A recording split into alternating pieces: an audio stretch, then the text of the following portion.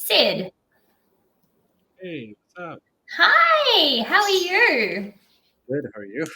I'm good. So we have an artist I'm very excited to interview on today.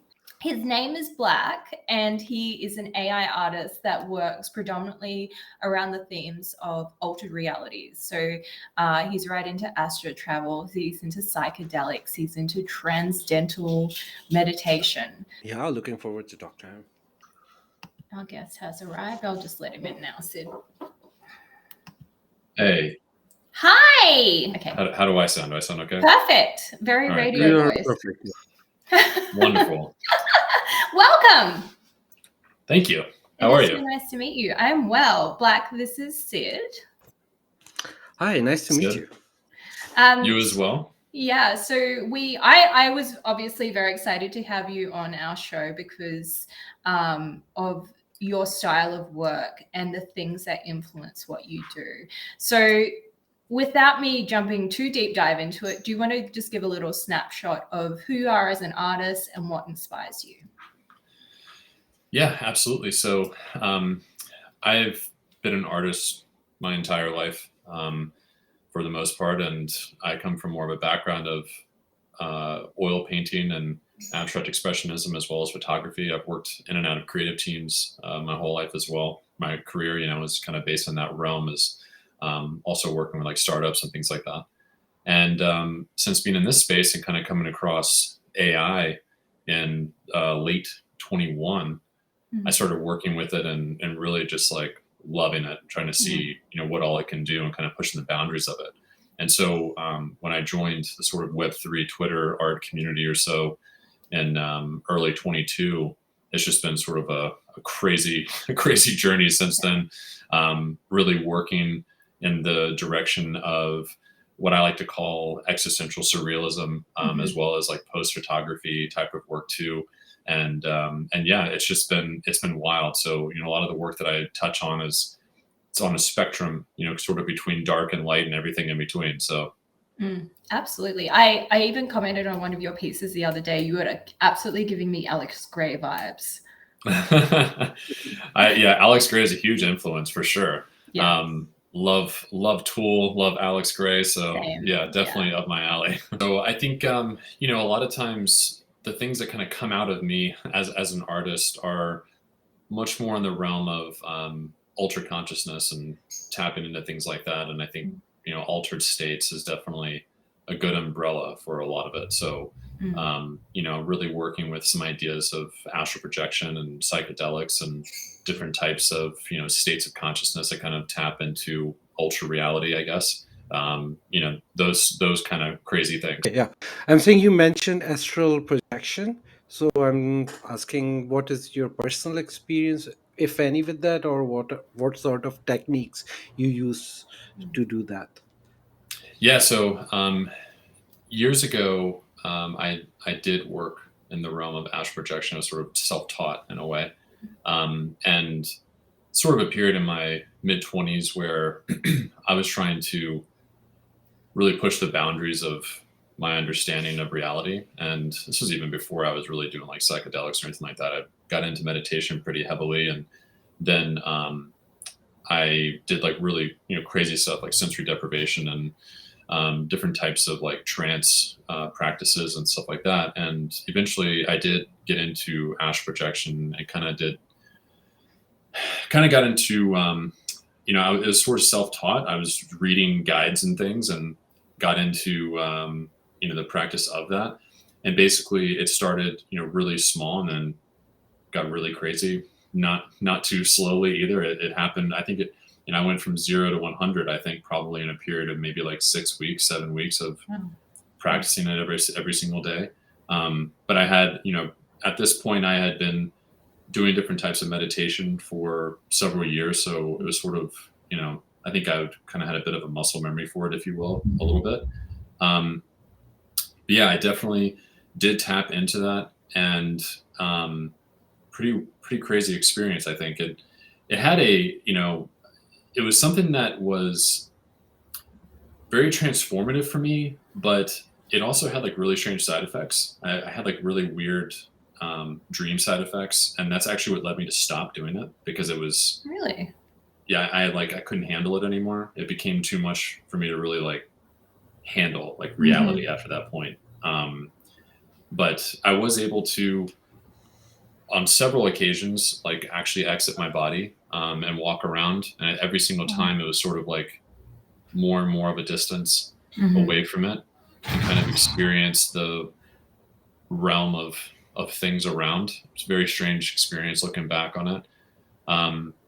But then, as I said, the sort of dream side effects, I started having these really weird alternative life dreams where I would go to sleep here, and then I would wake up as someone else in someone else's body and bed and place and time, and like live an entire day of their life, and then fall back asleep and wake up as myself.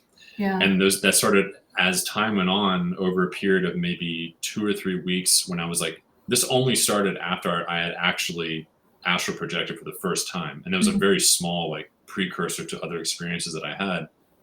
And as time progressed, and I started doing that more and more in my like waking, conscious or not conscious, but that level of, astral state, and doing it on purpose, that night when I would go to sleep, these things started escalating and getting more and more in high volume. And over a period of like a couple of weeks, I started having like, it was like one night, 3 the next night, 5 the next night, 10 the next night. And it got to the point where like I was like cycling through, like awaking, living an entire day as someone, different place, different gender, different time, different location. Every single one of them was different. Going to sleep and waking back up as then someone else, and then doing that over and over and over. And then finally I would come back to this one and be like, oh wait, this is the only one that repeated. And this went on for maybe like 2 weeks. And finally I completely stopped, because I didn't know, like I started like losing grasp on reality. Which one was this one? Yeah. Because they all felt, I would like, it was so crazy, because I would wake up and within like 15 minutes of having whatever the experience was, whether that was actually real or some type of cognitive manifestation, I really don't know. But I would have like my entire life's memories like flood back to me from that other time, place, person. And it would be like, oh yeah, that's right. Like I work in an office and it's New York and it's 1938 or whatever. It would be like some crazy, and like, oh yeah, everything would be like, it was like, oh, that was a weird dream that I had.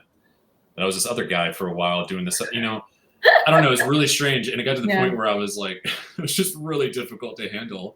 And yeah, that's one reason why I stopped that. I tried other different types of, meditation, different types of experiences after that. But like astral projection, that was something that I kind of like tapped the brakes on at that point. So yeah, that's wild. I think it's a good idea. If you're having that kind of experience, it's much better not to do it. Yeah. I think it comes with, I don't know, I think it comes with the territory, maybe not that specific type of experience, but I think when you're tapping into the ultra, I think it comes with this baggage of like letting go of some type of identity that you have. I think the more type of enlightenment you have, or what I like to call ultra consciousness experience, I think you end up like having to like there's like something about it that's like sacrificial in a way. Like you have to sacrifice a part of your ego or your identity in order to like achieve that. And that, coming back to art and things like that, that comes out a lot with my art. The series that I have right now called Pənʌmbrə really kind of like sparked that as well. And I think it's something that's, it's reflected there. And I try to reflect these things, in my art as like this sort of like loss of self, loss of identity. And at some point I feel like, depending on the experiences that you have, you end up in this space, in this world, in this life, you end up like kind of playing the part of who you think you are, because you can't really like operate in this space, in this reality, with all this other knowledge of things, because otherwise it's just, you can't, they just don't compute together. They're like two completely different versions of self, I guess, And so sometimes I feel like that, where it's just like the identity of who you are changes depending on your experience of things. That happens with regular life as well, but especially with that kind of stuff, it definitely affects you. So yeah, That's so interesting. I know, like, Syd had a revolutionary psychedelic trip, and he can kind of explain more what happened. But I know his perspective of life was changed greatly after that trip.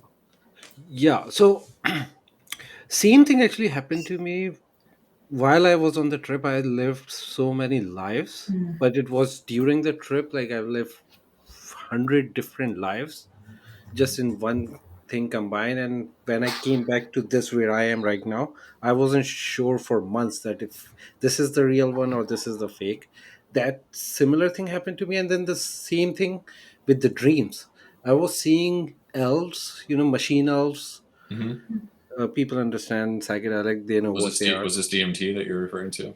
I took too many mushrooms, so Or just One way or enough. the other. Get to the same place, I think. yeah, Yeah. yeah. You go through the same place. I think that activate the same type of Mm. chemical in your brain, which sent your soul to somewhere else. Anyway, so after that, like for months, I was just in my dreams. I was being contacted to, and then the only way to close that portal, to disconnect the connection, was to use alcohol, because they were constantly saying to me, if you start drinking you will lose the connection. And I was So like, can I interject one yeah, thing real quick? It's just so yeah, funny you say that, because that is how I stopped astral projecting. Because it was like, if you were not sober during the time you're practicing this, during like not just that moment, but like the entire phase in which you're learning how to do this, it would have a higher chance of you like staying disconnected from your body. Like you wouldn't be able to get back, basically. And I stopped by like getting like blackout drunk, and I started drinking every night for a while in order to like stop being able to exit my body. That's literally how I stopped. So Wow. sorry, this I wanted to say that earlier, but I wasn't sure if I should say it, but no, I'm I glad think you mentioned it's it, because good that's because, literally like, how it stopped. Yeah.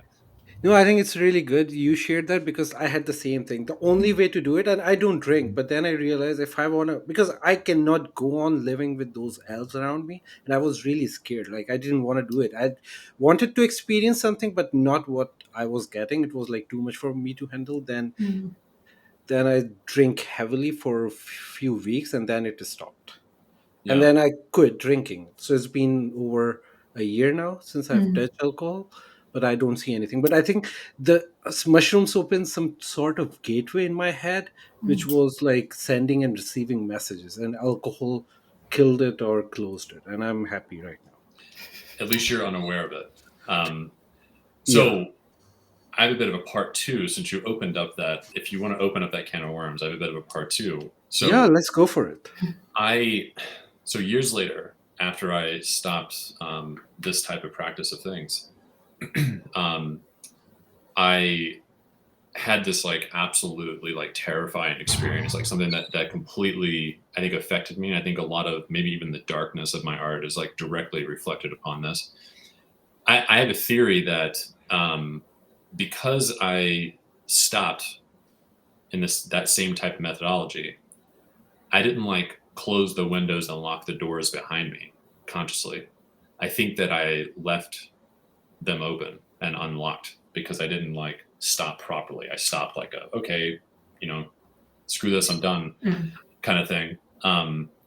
And I was like legitimately visited by something that tried to like take me out of my body one night. And it was not a dream. I feel like I'm pretty, when you do these kinds of things, whether they be psychedelics or different types of meditative experiences or whatever, if you do them enough, you get a bit of like a sixth sense over like what it is you're experiencing, or at least the category of things you're experiencing, where like a dream versus astral projection is like significantly different, or like a transcendental state is different from a sensory deprivation or something. Like you it almost like I liken to call it almost like the smell of gasoline when you smell it, like that's gasoline. So to me, that's how I understand the astral state, and like having an out of body experience is like a very specific type of feeling.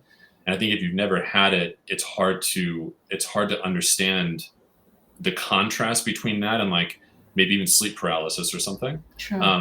But there's a stark difference. Mm. And I had something like come while I was sleeping one night and try to like pull the essence of myself out of me, and like basically take me. Oh yeah, me too. Trust me. It's something I rarely talk about. In fact, I'm tripping the fact that I'm even mentioning this, but it affected me greatly. Like it was like one of the most terrifying things I've ever experienced. I'll never forget it. And I think that it's never quite like left me. And what's really weird is I've seen psychics and things over time, completely unprovoked. They call out this thing, exactly what it looks like, and that it's like still attached to me one way or the other. This has happened 3 different times on completely different occasions, and I firmly believe that it's because of astral projection and me not like properly disconnecting from it. And I think I left like a door open or something. Yeah, crazy story, but yeah. No, I agree that astral projection is like way ahead of psychedelic use, because psychedelic is like a temporary use, and it's not like, it's very different from astral projection. There you are actually taking your soul out and experience, like take, like this is like the more physical thing without drugs. So I think it's more dangerous. And then yeah, you're right that you must have left doors open, and you cannot easily quit from that state, right? It's not easy to quit or close the door. So alcohol, Yeah. you were right that it was a temporary solution, but it wasn't a permanent. And then one thing you mentioned about sleep paralysis and the shadow creature, that phenomena have been documented for centuries in different cultures. Because I like to read a lot of stuff like that, and I've noticed that one thing is very common when people get sleep paralysis and they see a shadow creature, shadow being, and it's this, and I think they also see some sort of red beam of light around. I don't know if you have noticed that, but it is also mentioned in many documents that a lot of people who experience that this, their body is paralyzed, they see a black shadow creature and then a dim red light behind that creature. I have experienced that with sleep paralysis. I have, even when I was a kid, like when I was like 12 or 13, I used to have like night terrors and stuff, and I would have like quite close to that type of experience. This one, the one that I was just referring to, however, was a short female woman, elderly, white hair, almost not like a uniform or something, but almost like a nurse, like an old nurse type of outfit, kind of a thing, with like a very old looking like shoes and things. And when she first approached me, it was like, come with me, sort of a thing. And I think that's what kind of brought me out. And when I began to like consciously like fight back, it deformed into something terrifying. And like, I think that to me was like that sounds like something out of a movie. I know it sounds crazy. It's something that was like a lived experience for me. So that's the only thing I can really relate to. I remember I told a friend of mine this story years ago, right after it happened, and his response to me was, "I believe that you believe it happened." And so I think that's something that I think about all the time. Is like, to me, it happened, you know. And I don't really expect anyone else to really believe it or buy into it. But to me, like, it's something that has shook me for sure for forever, and probably will never go away. In fact, I only have one tattoo on my whole body, and I got it as a direct result from that experience. I kept seeing this symbol and this thing in my sight for days after that, and I drew it, and then I went and got it tattooed on my arm. And then I ended up, this sort of like a string of things, but I ended up seeing a psychic on accident, long story short, like 6 or 8 months later. And the very first thing when I walked into this place that we were in, she looked at my arm and said that she liked my tattoo, and it was an evil eye to ward against something that was like attached to me. And I was like, well, holy shit, I guess I got the right thing, you know. So it's oddly specific. Very, very specific. And I wasn't alone there, so someone else, you know, was with me. I was like, what? You know? Yeah. So, can we see? Where's your tattoo? Yeah. Can we have a peek? If I can get it up next to the camera. Oh yeah. That's awesome. It's a little bit hard to. Yeah. When you look at that on your arm, does that kind of make you feel some kind of way now? Like, because it's very much related to this experience, which is obviously fairly significant in your life. Well, you know, I think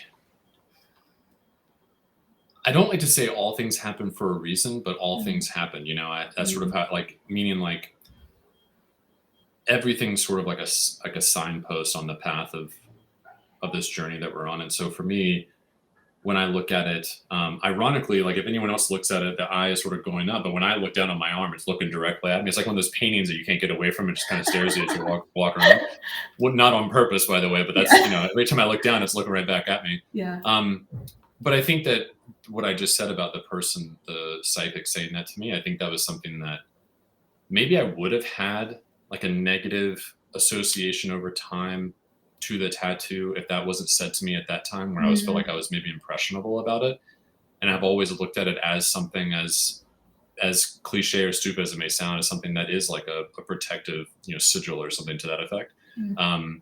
But I look at it as something that represents that I'm a very strong-willed person. And if I want something, I go get it. And, you know, that's just who I am. I like when people tell me no, because then I, you know, oh, you can't do that. Like, yeah, well, you know, that's sort of, I'm a Taurus and I don't really take that, you know, sometimes I do things out of spite. And so to me, I had that kind of energy with it where it's like, it almost represents that to me, where it's like, no, you're not. Defiance. Don't try it again. It won't work out well for you. That's sort of how I feel. And I think that it's, yeah, I don't know. Maybe it worked. Maybe it's, you know, all inside my brain or something. But yeah, that's sort of that's the association I have with it. I think it's more of a protective thing, really. Yeah, there are protective relics. Do you still see anything like that, or that thing is over? No, I don't, you know, I tend to express these things through my art as much as possible. And I don't really practice them. I feel like there was a time where I wanted to know like the truth. Like I wanted to understand the truth of the reality that we're in as much as as a human as I could possibly understand it.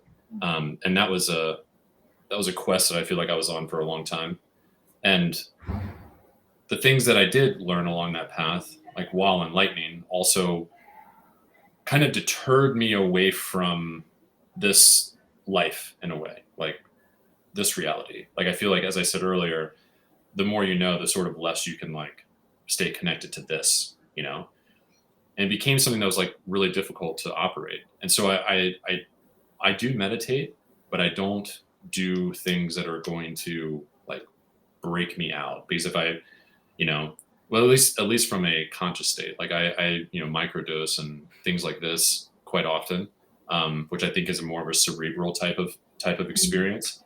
But, you know, I've done really crazy, you know, day-long meditation sessions with like Buddhists in mountains and, you know, in temples, and, you know, seen through, you know, skin and understood energy as vibrations in a complete, you know, sober state, and like really crazy stuff. And I feel like it's, there's been moments that have been like crescendos. And I'm like, okay, like I will take that and I will hold that and I'll put that on a shelf, and that's where that will stay now. And that's sort of how I look at it. So I don't see things like that, at least not in like, you know, waking life. If I did, I don't know if I'd be able to handle it. But I think in general, it's just like, there was a time where I was searching for it and I found it, and I'm good.